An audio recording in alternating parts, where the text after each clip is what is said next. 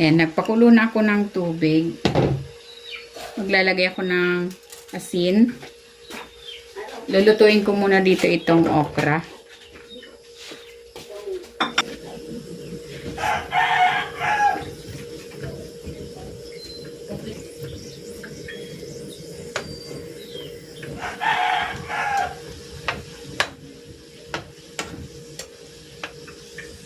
Ayan, okay na ito. Hahanguin ko na. Hihiwain ko ito into bite size.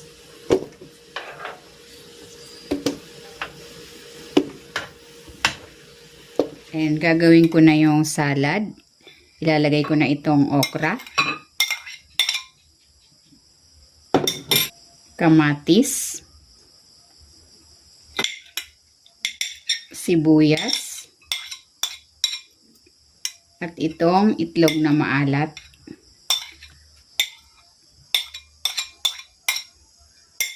Maglalagay ako dito ng kalamansi, patis,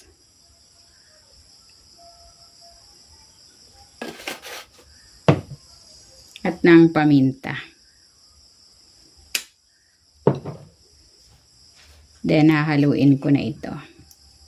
Kung hindi ka pa nakapag-subscribe sa aking channel, please subscribe at i-click mo na rin ang notification bell para lagi kang updated sa aking latest recipes.